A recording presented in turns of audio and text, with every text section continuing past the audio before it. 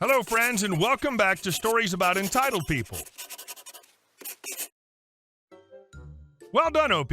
How satisfying to have been able to wrap your veggies well enough that two dumb humans couldn't get at it. Very cool. I kind of hope they do try to press this further, then hopefully the police will charge them with trespassing and attempting theft. But before we begin, best way to support our channel is to leave comments, like, and subscribe with the turned on bell so you don't miss the new video every single day. Here we go. If you sit in this public market, you have to continuously spend money.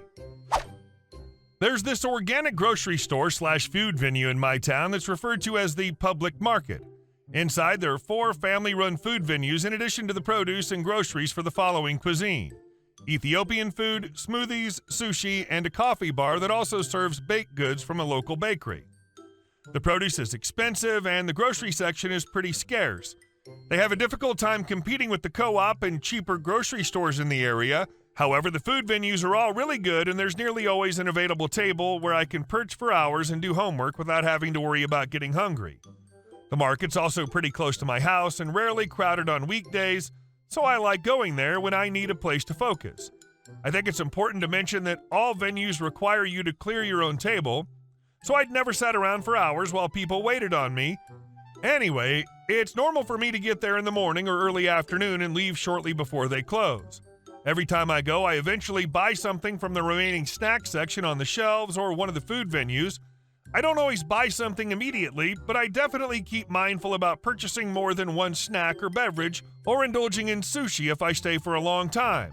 A few months ago, I went to the market to work on a large social welfare policy paper I'd procrastinated on and scored one of my favorite tables.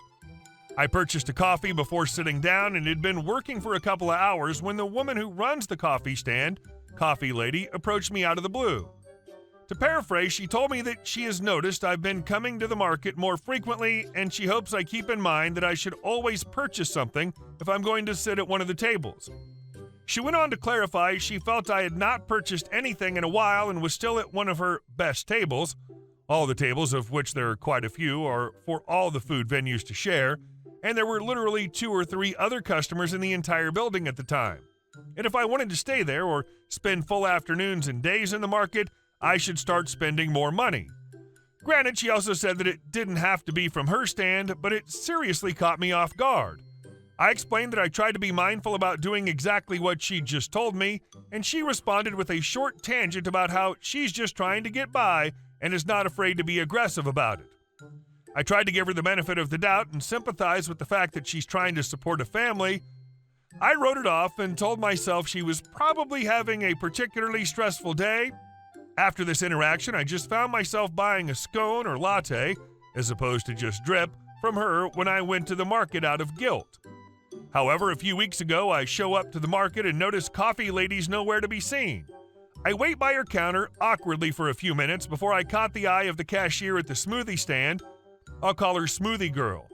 It was a hot day despite being early, so I decided I'd just get a smoothie instead and figured the coffee bar was closed. I ended up recognizing her from school, so we chatted a bit after I ordered since nobody else was in line.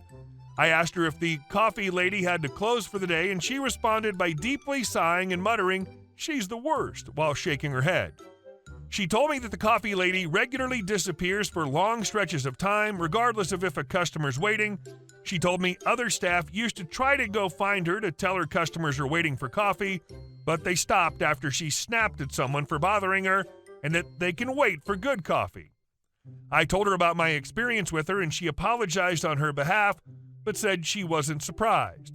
She also told me that the Coffee Lady is the reason they moved this big water dispenser they used to have near all the communal tables behind their station.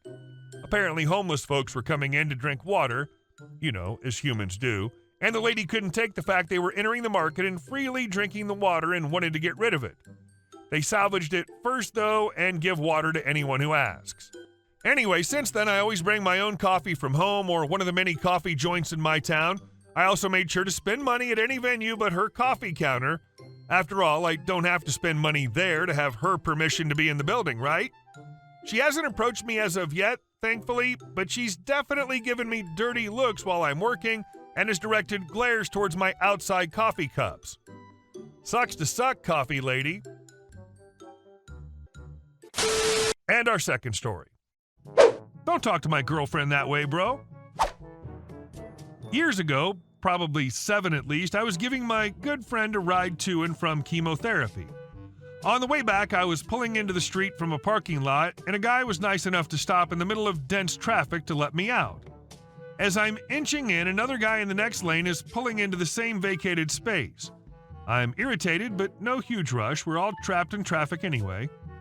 We finally pull out into the main road, me in the right lane, other douche in the middle to my left. Suddenly, for no apparent reason, this douche comes slowly drifting into my lane. I tap the horn, but she keeps coming, forcing me to jump onto the curb and take a solid amount of concrete dust with me. Coming off the curb forces me to swerve across the lanes. Luckily, our 2 cars were leading the pack. I'm shook up a bit, and my buddy's already nauseated as all hell, so I'm mad. I figure it was some idiot not paying attention, so I look to my left, now perpendicular to the road, and see a dumb B-word in the driver's seat laughing, full of guffaws. I'm furious now, so I step out to dead silence beyond her stupid laughs, despite the fact that I'm blocking off 2 1/4 lanes of traffic with my crappy little Toyota Tercel. Here's where I should point out that I'm about 6'4". Hopping out of a vehicle that's approximately half my size, I was in decent shape at this point in my life, but the contrast of me to my car still makes the gas station attendant laugh to this day. He knows what a nice guy I am. They do not. So anyway, I get out, silence. Girl looks up and stops laughing. She has her girlfriend with her in the back seat and a dude bro in the passenger seat. I unleash a horrible fury of insults and just absolute madness at her. Finally, I pause and I hear, "Don't talk to my girlfriend that way, bro." I snap, scream that I'll talk to this dumb woman however the F I please, and then I start to calm down a bit. Still abso-effing-lutely furious.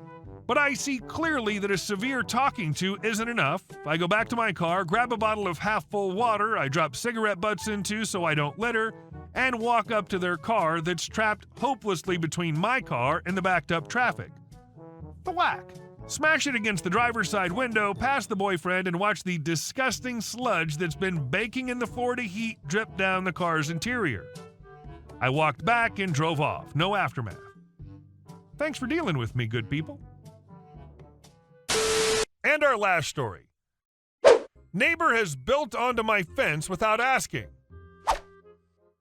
So I've just recently moved into our new home. About 3 weeks ago, we built a fence. When getting estimates, I asked my neighbor if he wouldn't mind if I built off his fence, so I didn't have to pay extra to build on the back line of my property. He said he'd let me, that he was already planning on having his fence taken down and replaced. I said okay. Well, here's where the drama starts. The fence builders told me that since his fence was still up at the time, they'd have to pull my fence further onto my property in order to put the outer boards up, so they had room between his fence and mine to nail them in. My yard's already pretty small, so I wanted to avoid having to lose that extra 2 feet or so I figured if he's going to take his fence down, why not ask if I can go ahead and take his boards down for him so the builders can put up my fence as close to the back line of my property as possible. The husband neighbor says that's fine. I think, awesome, this will work out, and I go inside. 2 minutes later, his wife rings my doorbell and starts screaming at me that I'm not to touch her fence or her property or she'll call the police. I just told her, fine, I won't touch your fence. When the builders build the fence, I'll have them pull the fence into our property some and put the outer boards on the inside of our property, but the drama still continues. As I sit at work when they're building the fence, I get a call from the fencing company. "Sir, are you at home available to talk to your neighbor?" "No, why?"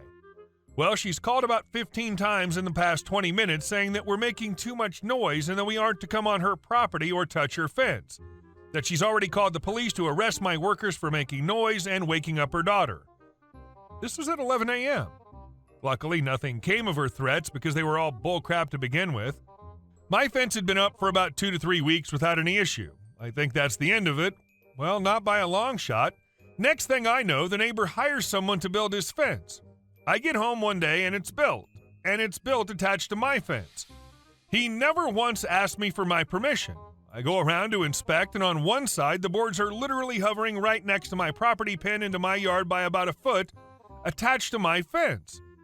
On the other side, it comes into my yard by about 2 to 3 feet. I go over there and ask him why he decided to build onto my fence without even having the courtesy of asking me. Honestly, had he asked, I'd have let him. He's a nice enough guy and always says hi, his wife not so much. He starts saying, I don't have to ask permission. So I show him where his boards are over onto my property, and he just says, so what? Well, I explain that it's technically infringing on my property rights, I'm assuming, since I can't use that portion of the yard. So I told him that I normally wouldn't care, but because of the issues you all had with me when I asked if I could build off your fence, I at least expected you to ask for my permission. He again said he didn't need to. So I said, look, not being able to share your fence required me to pay an extra $800 to build this side of my fence. Now you're saving money by attaching to it. So let's split the difference. You give me $400 and it'll be even, and that'll be that. I just want this to be fair to both of us. He wasn't having it. And at this point, his wife was screaming at me. Well, at some point during our conversation, he told me that he'd rather just finish building his fence. That's fine by me. Either pay me to use mine or build your own without building on mine. I don't care. But then he tells me that he's asked the county to come out and enlarge the drainage ditch that runs between our houses. It's a very small ditch, technically not even a ditch. It's just basically where the water from our sloped yards comes together and runs to a retention pond another house over. This is the first I've heard of it. And he says, well, the county will have to take your fence down anyway, so it won't really matter, and you'll need to get a new fence regardless. At this point, I'm effing furious and tell him that if they want to enlarge it into my yard, they can rebuild my fence, but it's unfair for him to wait to build his or just use mine to save the extra money until they dig this trench. Edit. So we contacted a lawyer who specializes in real estate issues. We got a free consultation. We paid this lawyer to write a letter to the neighbor demanding that he fix the fence situation or else we will proceed legally. The neighbor is clearly in the wrong here, and his wife seems unhinged. I've stopped communicating with him on a personal level, only through a lawyer. Hey guys, thank you all for watching the video. I'll see you in the next one.